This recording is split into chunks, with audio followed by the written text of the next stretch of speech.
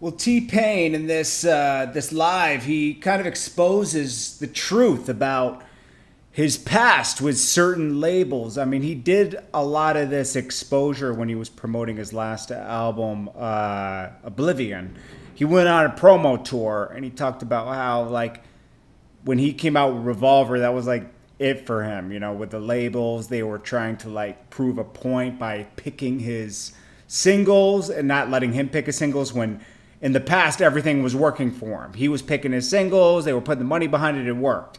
But the singles he was putting out himself were working, but they were putting money behind the singles they believed in just to prove a point. They let his career drivel out. I mean, remember the last album only did 110,000. Before that, he was going gold every time. I mean, he was on every feature. T-Pain was huge. From 2005 to 2009, 10, T-Pain was huge. 225 guest appearances he did. That's a lot. Okay?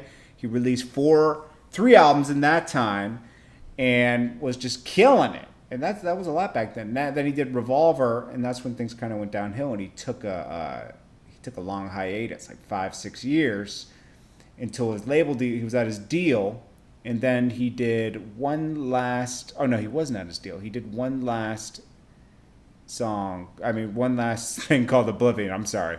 So his next album is going to be called Toxic. So he's promoting that.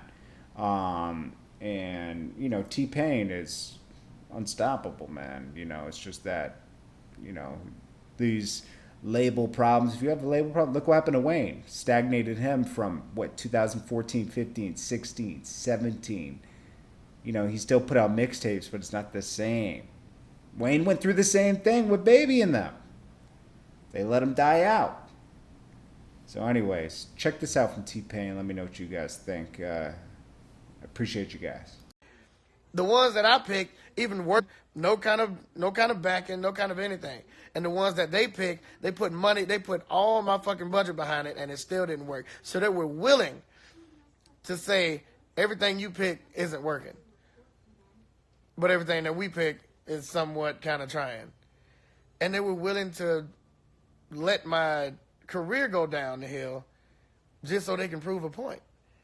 And that's why I'm calling my album Topsy, because I was the biggest nigga in the game. I was the biggest nigga in the game, and they were willing to risk that going away just so they can prove a point and say, we need to pick your singles. You need to let us pick your singles. My nigga. It's weird. That's why I'm calling my album Topsy, because I feel like same thing that happened to that fucking elephant happened to me.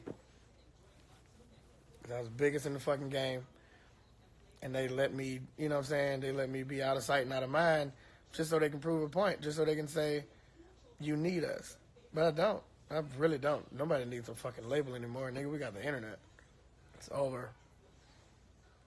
I get it. I love labels, though. They got so much money. Looking at you, Atlantic. I'm joking. Don't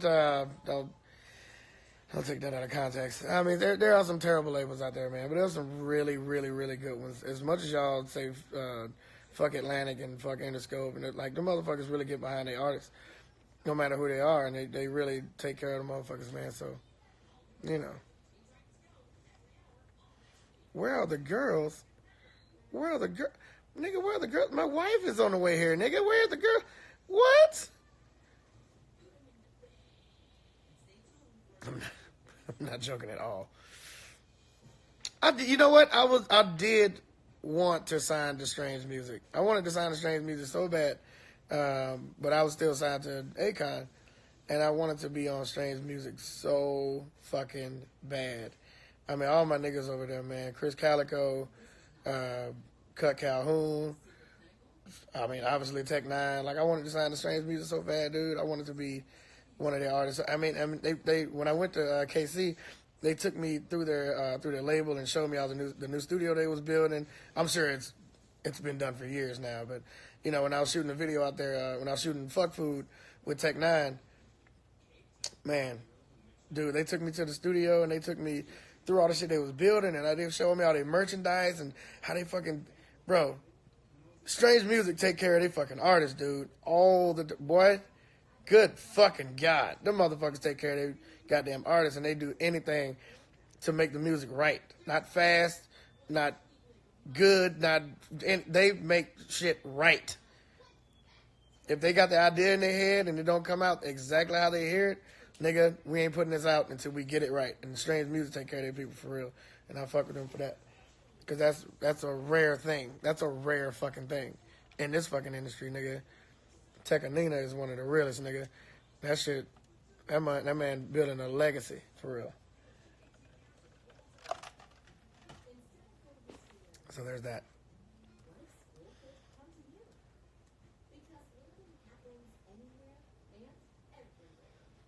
Did you mean to say I was the best in the early 2000s? I was. We're the best in the, yep.